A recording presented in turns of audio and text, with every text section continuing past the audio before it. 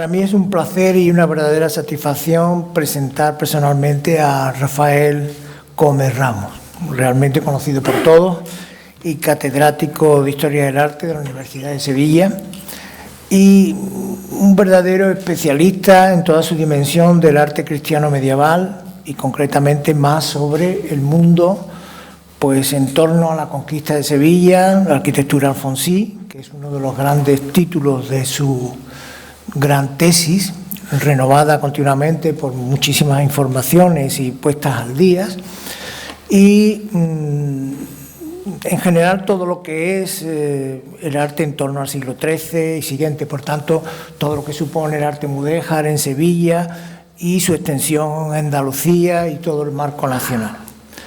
Pero a esa inquietud, digamos, intelectual, académica que tiene Rafael, se ha unido también pues, una inquietud permanente, interdisciplinar, gran viajero, interesado por la práctica también del arte, de la pintura, el dibujo, que desde joven él practicó, tal como me ha hecho confidencialmente,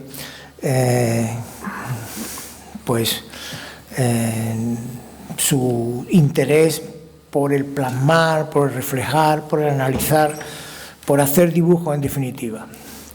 A esto se complementa también una inquietud que se ha cifrado en estancias durante bastantes años en México, lo cual le dio la oportunidad de profundizar en el arte mexicano, en ese mundo síntesis entre Europa y el mundo indígena y todas las peculiaridades en torno al arte sudamericano en general.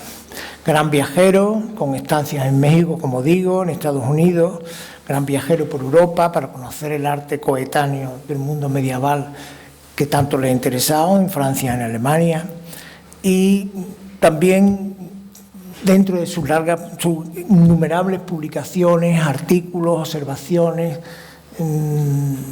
llamadas de atención sobre muchos puntos de vista del arte europeo cristiano medieval, pues se añade también el interés por lo literario. Concretamente tiene artículos dedicados a Zorin o bien a pintores de la talla como Rembrandt, Delacroix, el arte japonés. En fin, eso da una actitud pluridimensional del personaje Rafael Gómez.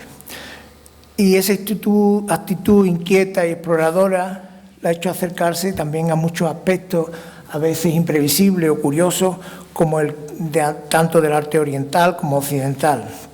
Hoy nos trae aquí el interés de esta conferencia que ha titulado Valdés Leal y la incidencia de unos insectos, ya nos informará sobre qué se trata, sobre el patrimonio histórico-artístico sevillano. Valdés Leal es un personaje que acaba de celebrarse su aniversario y del cual no ha sabido a poco, por lo menos en lo que a mí se respecta. Es un pintor que tiene unas dimensiones pues muy contrapuestas a Murillo, de una sensibilidad barroca, un tanto ácida y una psicología muy peculiar que coincide también con el mundo de la pospeste de 1640 y algo, ¿no? Creo, la gran peste que diezmó a Sevilla. Bien, seguramente todo tiene una interrelación y estamos esperando, Rafael, que nos deleites con tus observaciones y tus puntualizaciones sobre Valdés y este ámbito tan curioso e interesante. Muchas gracias. Esta conferencia pues resume un estudio largo tiempo acariciado y que entendí que tenía ocasión de ver la luz ya el año pasado, cuando venía a punto la celebración del aniversario de nacimiento de Valdés Leal. Valdés Leal, como saben ustedes, fue uno de los fundadores de esta academia, con Murillo y otros, y además durante varios años fue presidente de la academia. De manera que yo entendía que era un tema que le podría interesar y presentarlo aquí en esta academia, y por eso se lo he ofrecido a ustedes. El tema, pues, como ven ustedes, enlaza la historia del arte y la ciencia de los insectos, la entomología. De modo que en esto, por una parte, sí puedo decir que soy responsable y conozco mi profesión. Por el otro, únicamente va mi curiosidad por todo lo que existe alrededor y en realidad pues únicamente me tendrán ustedes que entender si hay científicos en esta sala como un puro amateur, como amateur soy de muchos otros temas. En fin, comienzo con este cuadro impresionante que todos ustedes conocen, muy conocido, y sobre el que se va a centrar el estudio y el tema de esta conferencia. Probablemente el pintor Juan de Valdés Leal no sabía nada acerca de los termes, termítides u hormigas blancas, pero nosotros hemos descubierto que las supo pintar muy bien. Habida cuenta de las plagas de termitas en la mayoría de los conventos de clausura de Sevilla y partiendo de la hipótesis de que los termes anidaban en las criptas de enterramiento de los conventos sevillanos, nos atrevimos a anunciar esta hipótesis que no carece de fundamento. Como quiera que el cuadro de las postrimerías Finis Gloria Mundi de Valdés Leal en la iglesia del Hospital de la Caridad de Sevilla sea la mejor descripción pictórica de una cripta de enterramiento, emprendimos nuestro estudio con objeto de definir los feos gusanos y repugnantes insectos que se pasean por los descompuestos cadáveres de un obispo y de un caballero de la Orden de Calatrava. En marzo de 1987, cuando trabajábamos como historiador del arte del equipo técnico de la Delegación de Cultura de la Consejería de Cultura de la Junta de Andalucía en Sevilla, tuvimos ocasión de asistir al primer Simposium Internacional Termitología y Patrimonio Histórico, organizado por la Consejería de Cultura de la Junta de Andalucía. La trascendencia de la labor destructiva de estos insectos en los edificios históricos, cuyo ejemplo más paradigmático lo constituye la inmensa labor de restauración de armaduras de cubiertas que hubo de realizarse en el Real Monasterio del Escorial en la década de los 60 del pasado siglo, movió nuestra curiosidad hacia la vida de estos tenebrosos invertebrados. La amena pluma de Mauricio Maeterlinck, Premio Nobel de 1911, nos introdujo en el maravilloso pero extraño mundo de la vida de las termitas, en las que, en sus propias palabras, palabras de Maeterlinck, todo son tinieblas, opresión subterránea, violencia, avaricia sórdida e inmunda, atmósfera de calabozo, de mazmorra y de sepulcro. Estas son las palabras de Maeterlinck. Al contrario que la luminosa existencia de las abejas en sus melífluas colmenas, aunque superior a estas y a las hormigas, en cuanto a su lógica y compleja adaptación por su aspecto feroz, siniestro y repugnante. No existe un insecto de vida más oculta. No se exponen a la luz del día y les resulta imprescindible la humedad. Por tanto, permanecen en la oscuridad absoluta, nacen, viven y mueren sin ver la luz del sol, excavando y construyendo bajo la tierra las galerías de sus nidos o comejeneras. Comejeneras porque en Cuba a la termita le llaman comején, que cimentan con sus propios excrementos. Han sido confundidas con las hormigas, su principal enemigo, hasta llamarles hormigas blancas, cuando no se parecen a ellas ni en morfología ni en organización social, ya que la colonia de termes o comejeneras es de mucha mayor complejidad que un hormiguero. Así pues, no es un himenóptero como las abejas o las hormigas, aunque se las haya llamado hormigas blancas por su color blancuzco, y difieren de ellas en cuanto a su cuerpo no tan estilizado y a su potente aparato masticador. En la actualidad se las incluye dentro del género de los isópteros por sus alas iguales pero finas y caedizas.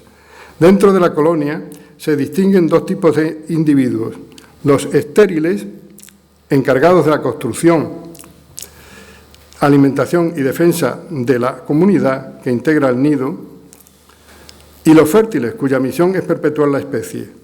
Los primeros, de órganos sexuales atrofiados, se dividen en dos castas. Los soldados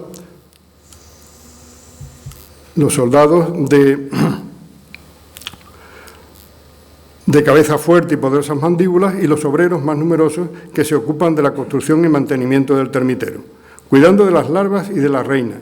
Pequeños, blancuzcos y de epitelio blando se subdividen en dos grupos, los grandes y los pequeños, encargados los primeros del abastecimiento, mientras los segundos, más numerosos, se quedan en casa cuidando de la alimentación del rey y de la reina, que es 20 o 30 veces mayor que las obreras, y puede llegar a poner hasta 30 millones de huevos al año. Según Maeterlinck, en el termiterio, una castración voluntaria reemplaza al matriarcado. Las obreras, machos o hembras, tienen el sexo completamente atrofiado, son ciegas y no poseen armas ni alas, y su función se reduce a la recolección, digestión y alimentación de los demás habitantes de la colonia.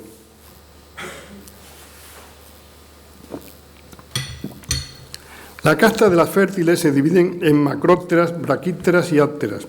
Las primeras están dotadas de alas grandes, su cuerpo es oscuro y se aparean para la reproducción. La hembra fecundada, la reina, muestra un abdomen muy desarrollado que puede medir varios centímetros, llegando a depositar miles de huevos en un día, y su vida puede durar hasta 10 años. Las braquípteras, de alas pequeñas, y las ápteras sin ellas son poco evolucionadas y constituyen una especie de reserva en el caso de que las macrópteras llegaran a desaparecer. En cada comunidad, la pareja real ocupa una cámara regia o celda oblonga donde se dedican exclusivamente a la reproducción. Muy difícil de observar, el croquis del entomólogo, el croquis dibujado por el entomólogo Escherich, era, en palabras de Mauricio Maeterlinck, alucinante como una pesadilla de Odilon Redon o una visión interplanetaria de William Blake. De ellos nacerán obreros y soldados, así como macrópteros sexuados, que abandonarán los termiteros en vuelo nupcial por parejas en ciertas épocas del año para crear nuevas comunidades.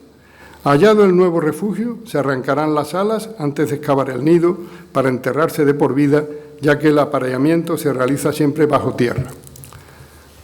Así pues, dentro de esta compleja organización social de sorprendente polimorfismo y más desconcertante que las de las proverbiales colmenas, prescindiendo de sus subdivisiones y siguiendo la nomenclatura de Maeterlinck, podemos distinguir finalmente tres castas: la casta laboriosa, la casta guerrera y la casta reproductora.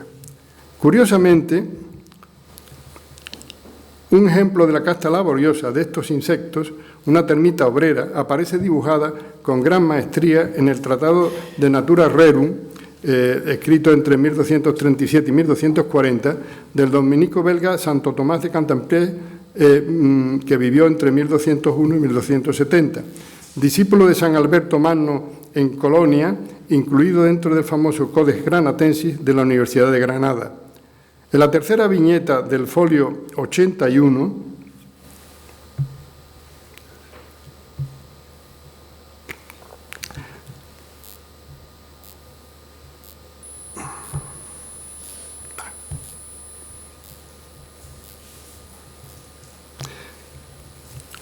en esa tercera viñeta del folio 81, dividido en dos columnas de letra gótica, aparece el siguiente texto latino: Taurinus vermis est, ut dicit Isidorus, qui in lardo nascitur, lardum autem dicimus pinguedinem porci qui mediate subcute es intercuten et carnem rubeam, et es nomen subtum ex lingua gallica.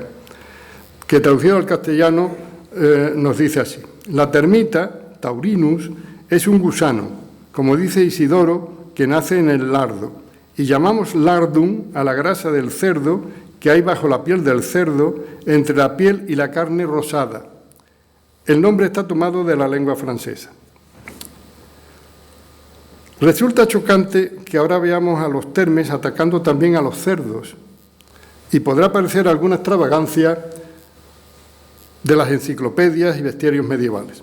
Sin embargo, en el capítulo que dedica Maeterlinck a las devastaciones de los termes, nos informa que en las tiendas de comestibles de Cambridge, en Australia, los voraces insectos devoraron jamones, tocino, pastas, higos, nueces, jabones y todo lo que encontraban a su paso, atacando incluso la hojalata de las cajas de conservas. Y después de este apretado resumen sobre la estrambótica vida de las termitas, volvamos a Sevilla, cuyo conjunto monumental y patrimonio histórico no es ajeno a la destructiva existencia de los termítidos. Como quiera que se alimentan de celulosa en simbiosis con protozoarios y hongos que cultivan para su alimentación, las vigas y las viejas armaduras de cubierta de monasterios y palacios constituyen un medio ideal para su subsistencia al tiempo que minan las galerías subterráneas de todo un edificio, que podrá desformarse como en un movimiento sísmico si no lo advertimos a tiempo.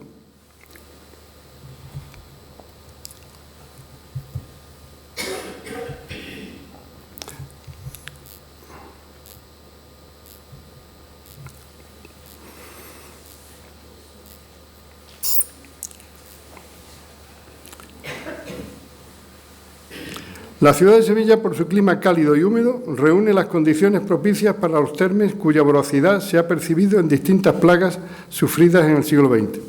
En el verano de 1959, la abadesa del monasterio de Santa Clara de Sevilla comunicaba al presidente de la Diputación de Sevilla que una plaga de termes subterráneos, Reticulitermes lucifugus, procedente de Canarias y a su vez de África, había atacado la escalera principal, el claustro, distintos patios y dependencias del edificio, así como la techumbre de la iglesia. Habiéndose presupuestado un tratamiento específico que costaba 180.750 pesetas, la comunidad de monjas no podía afrontar la reparación del edificio, por lo que se ponía en conocimiento de las autoridades en general con objeto de preservar y conservar su valioso patrimonio artístico, que no sería declarado monumento histórico hasta 1970. Por otra parte, a partir de 1985, la Consejería de Cultura de la Junta de Andalucía emprendió labores de restauración en el convento de Santa Paula, ante la peligrosa invasión de termitas y los destrozos que habían provocado en el cenobio. Dichas labores, dirigidas por el inolvidable arquitecto Fernando Villanueva Sandino, fueron el origen del Simposium Internacional Termitología y Patrimonio Histórico mencionado al comienzo de esta charla. Precisamente, en la conferencia inaugural, el arquitecto Fernando Villanueva explicó los problemas del convento de Santa Paula, donde en un movimiento vertical, protegiéndose siempre de la luz, las termitas habían excavado galerías subterráneas que subían desde el suelo hasta las cubiertas, destruyendo cualquier obstáculo a su paso, por lo que procedía a acotar zonas en el suelo con zanjas envenenadas que sirvieran de barreras de protección a la zona inferior de los muros del edificio, en torno al claustro grande del mismo. Los participantes del simposio visitamos el convento de Santa Paula, así como la Casa de Pilatos, donde la problemática giraba alrededor del archivo, donde existía un importante foco de termes, estando el jardín atacado y cercado, por lo que procedía a un sistema semejante al efectuado en el convento de Santa Paula. Ahora bien, aquí el problema bicorne consistía en, uno, en la imposibilidad de localizar los nidos por la dificultad de acceso a los distintos focos encubiertos por la madera sin dañar. Dos, el proceso inmunológico que experimentaban los termes a los termicidas. Por otra parte,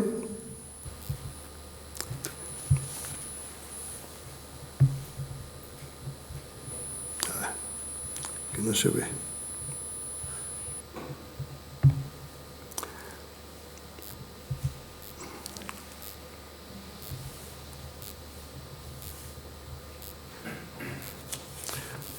Un importante indicio era la proximidad del convento de San Leandro, donde existía también un termitero, lo cual demostraba que en su vuelo nupcial los macrópteros sexuados buscan siempre un monasterio o palacio próximo donde el silencio, la oscuridad y la humedad encuentren el hogar idóneo para la nueva comunidad.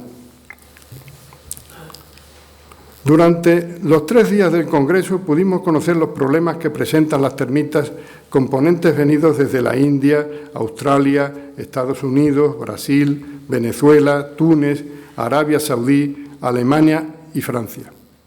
Ahora bien, lo único positivo que pudimos oír acerca de los termes fue el aspecto beneficioso que tienen respecto a los suelos en el reciclaje del nitrógeno y el fósforo, transformando el paisaje, pues por lo demás estos insectos constituyen una plaga terrorífica y destructora que, como la peste en la Edad Media, es dificilísima de combatir.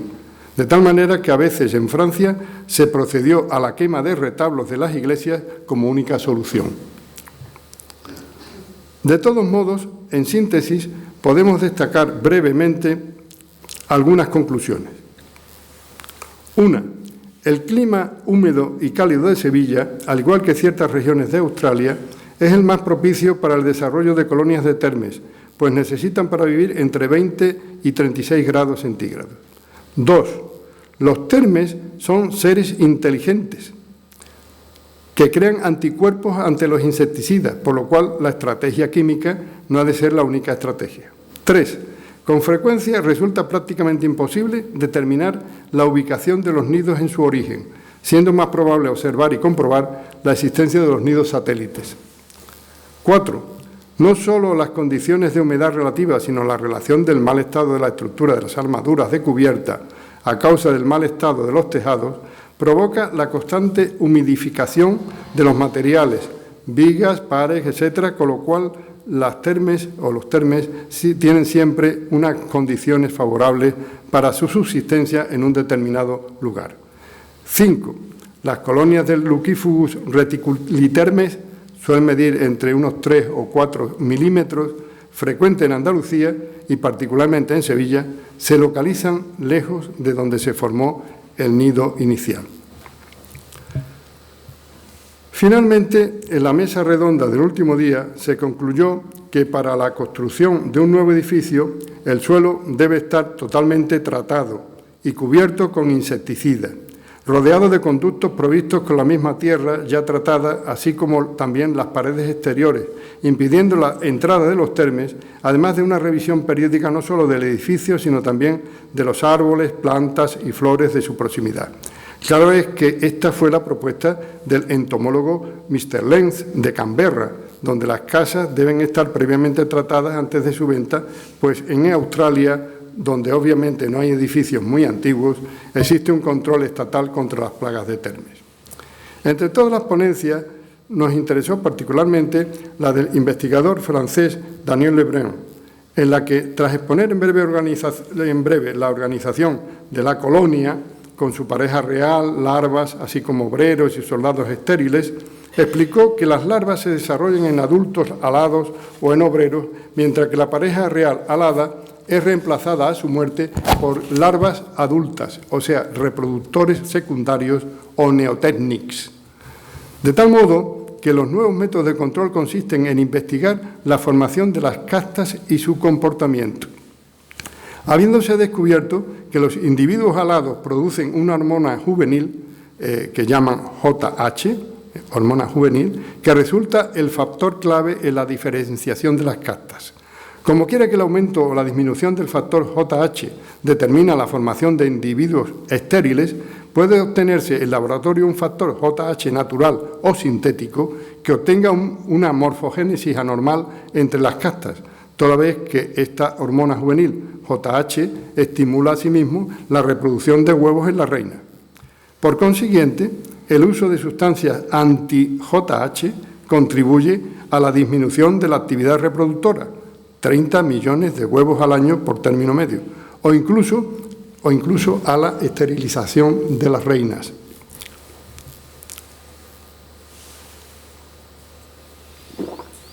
Habiéndose descubierto que la biología de las termitas depende de ciertas sustancias químicas o feromones que producen ellas mismas y que controlan tanto a los individuos alados como a la formación de las castas, el control de los termes dependerá de una variedad de métodos: A, químicos; B, cebos atractivos con veneno; C, uso de la hormona juvenil JH. Por consiguiente, la eficacia de los métodos dependerá del conocimiento que tengamos de la biología de los termes. Por lo tanto, animados por esta conclusión, pensamos que la solución a los problemas de los termes no estaría solo en un método químico, insecticidas, sino en un método biológico histórico, porque la historia es vida. Y así fue como nos planteamos esta hipótesis de trabajo, fundamentada en el conocimiento directo de los principales focos atacados por las termitas. En el claustro grande del convento de Santa Paula, donde se entierran las monjas difuntas, las termitas aladas salían en mayo por los agujeros del zócalo de cerámica que linda con la iglesia. En cambio, por el contrario, en el convento de San Clemente, donde al parecer no había termitas, los enterramientos eran individualizados, como probaban las lápidas del claustro, pues hasta el siglo XIX se enterraban en la sala capitular. A mayor abundamiento podíamos añadir el testimonio directo de la iglesia parroquial de San Vicente en Tocina, Sevilla, plagada de termitas que amenazaban también a sus retablos, a donde acudimos para inspeccionar la limpieza efectuada tanto en la cripta presbiterial como en las 3 naves del templo, utilizadas también como sepultura, y de donde se sacaron más de 20 sacos con restos humanos. Así pues, al parecer, existían buenas razones para pensar por qué las colonias de termes se concentraban en los conventos de Sevilla y, sobre todo, el mayor ataque de ellas había tenido lugar en el convento de Santa Paula, por lo cual iniciamos una encuesta acerca de los conventos afectados por la plaga, entre los que se encontraba en cabeza el de Santa Paula, seguido por los de Santa Inés, San Leandro, Santa María de Jesús y Madre de Dios, donde se habían localizado solo en el claustro pequeño sin llegar a la iglesia. Si esto era así, como quiera que los nidos se esconden en los enterramientos usados hasta entonces, siempre tendríamos termes en los conventos sevillanos, en tanto no se abandonara esta práctica medieval de enterramientos. Curiosamente, no sabíamos de la existencia de termes en un monasterio deshabitado como el de San Isidoro del Campo, Santiponce, aun teniendo un claustro de los muertos, ni tampoco en el Hospital de la Caridad de Sevilla, donde desde hacía mucho tiempo no se efectuaban enterramientos.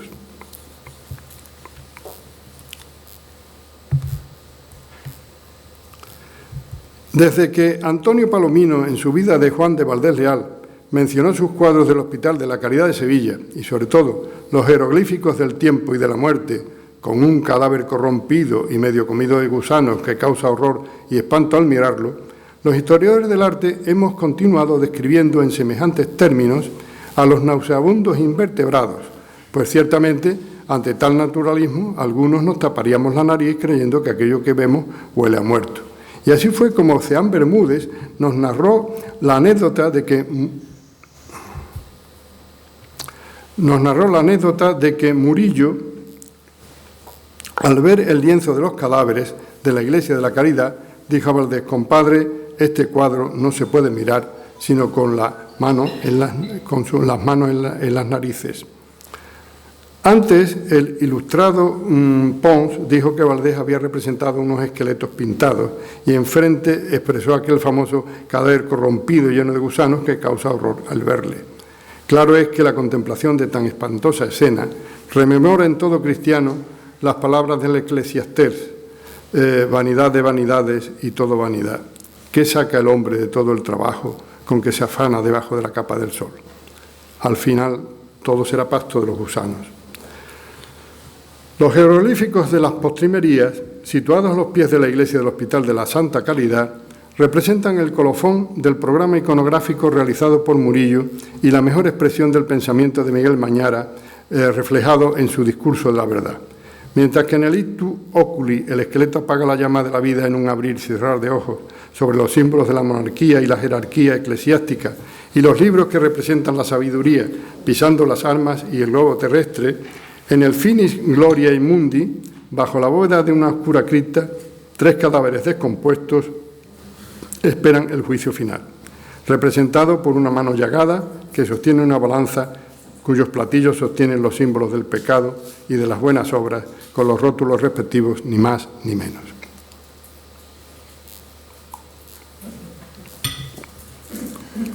Fue el historiador del arte sevillano José Getoso En su relato novelesco sobre Valdés Leal y Mañara, quien, reuniéndolos en la cripta de la iglesia parroquial de Santa Cruz, hizo por primera vez la relación del Finis Gloriae Mundi con el discurso de la verdad de Mañara.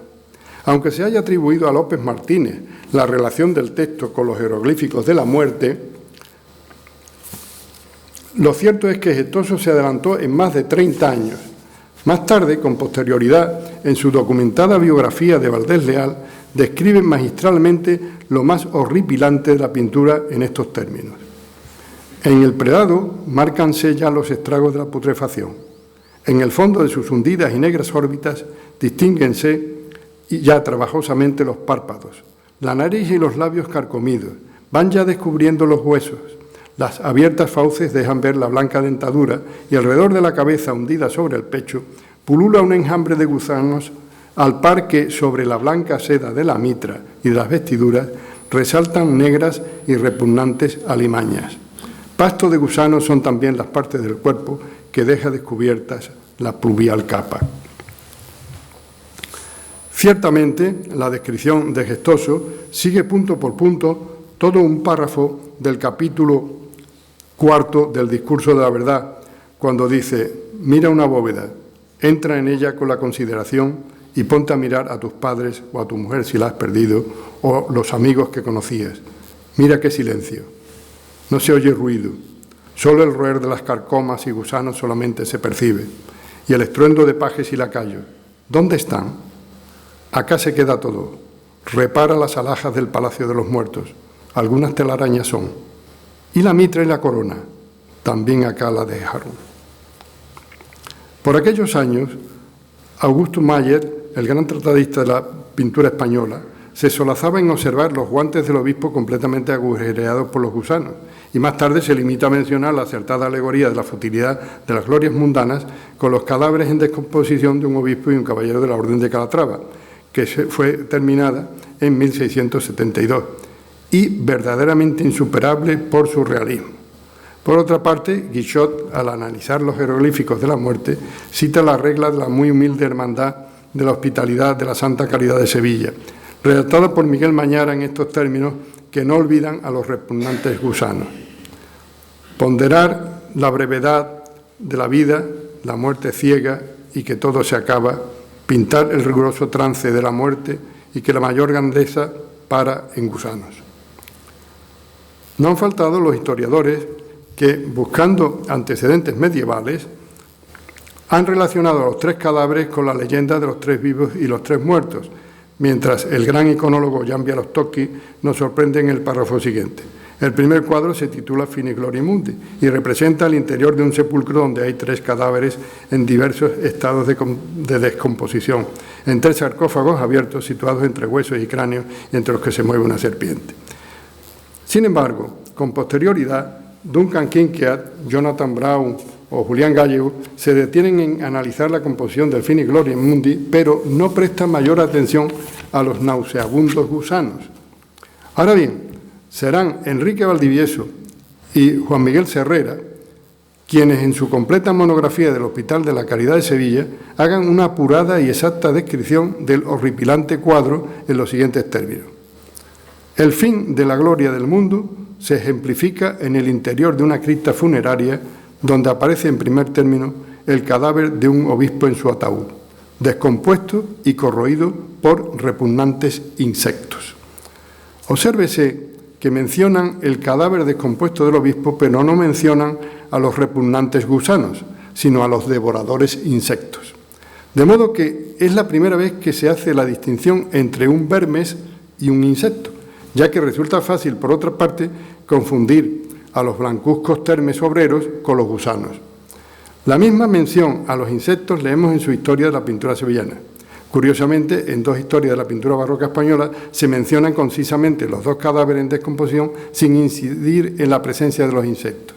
No obstante, con posterioridad, Valdivieso en su biografía de Valdés Leal introduce otra descripción diferente. En primer término de esta pintura aparece el cadáver de un obispo en un ataúd, revestido de sus ropas litúrgicas, entre las que aparece un esqueleto con restos de su anatomía momificada, entre la que se mueven gusanos y cucarachas. Evidentemente, la impresión que percibimos al contemplar el cadáver del obispo es la de una miríada de gusanos que avanzan por su cuerpo, al tiempo que algunos insectos, como cucarachas, pululan sobre la mitra y la capa pluvial. En efecto, los termes obreros, blanquecinos y con un epitelio poco o nada endurecido, pueden parecer gusanos a simple vista. Mientras que los termes soldados, con su aspecto negruzco y brillante por la sustancia pegajosa que segregan para su defensa, de fuertes cabezas acorazadas con quitina, pueden parecer cucarachas. En definitiva, estamos hablando de insectos en ambos casos. Ya en nuestro siglo no ha cesado el interés por la vida del venerable Mañara y su ejemplar fundación. Ahora bien, sobre los jeroglíficos de la postrimería ha primado la interpretación de sus contenidos sin detenerse demasiado en la descripción de los cadáveres. Partiendo de la interpretación de Alejandro Guichot,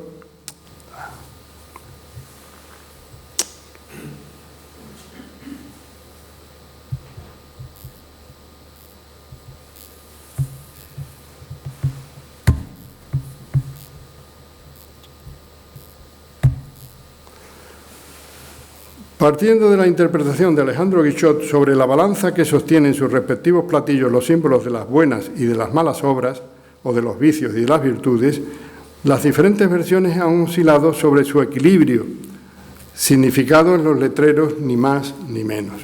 Sin embargo, menos conocida es la interpretación de Montes Bardo, quien, apoyándose en el Eclesiastés 9:1-2, todo a todos sucede en la misma muerte, todo a todos sucede la misma muerte, entiende que la balanza equilibrada no solo representa vicio y virtud, sino dos modelos de vida a los que iguala la muerte, que alcanza tanto a justos como a pecadores. Por otra parte, Victoria Pineda encuentra cierta relación entre un párrafo de la Guía de Pecadores de Fray Luis de Granada con la regla de la Hermandad de la Caridad. Aquí, pues, se representa luego la agonía de la muerte, el término de la vida, el horror de la sepultura, la suerte del cuerpo que vendrá a ser manjar de gusanos. En fin, después de este pequeño discurso histórico entomológico, consideramos que ahora podemos precisar aún más la descripción del famoso cuadro de Valdés Leal, terrible visión nunca superada en la historia de la pintura, en palabras de Valdivieso. Y recordando la singularidad de su maestría en los cuadros de pequeño formato, como ha destacado recientemente Peter Cherry, podemos verla proyectada, pues, hasta en el máximo detalle de los mínimos insectos. En su momento, la zoriniana prosa de don Diego Angula definió concisamente la horrorosa escena en estos términos. El cuadro, compañero, nos introduce en una sombría cripta donde se pudren en sus abiertos ataúdes un obispo y un caballero calatravo. Los más inmundos insectos recorren sus ricas sedas y más al fondo se pierden en la oscuridad las calaveras y los huesos de los que le precedieron. En conclusión, finalmente, a partir de ahora, podremos añadir que esos inmundos insectos pertenecen al orden de los termítides, o sea, son unos termes a los que por lo general llamamos termitas, que desde hace muchos años representan una negativa incidencia en el patrimonio histórico-artístico sevillano. No obstante, haciéndonos eco de una greguería del genial Ramón, cabe decir que tenemos un pensamiento consolador. El gusano también morirá. Muchas gracias.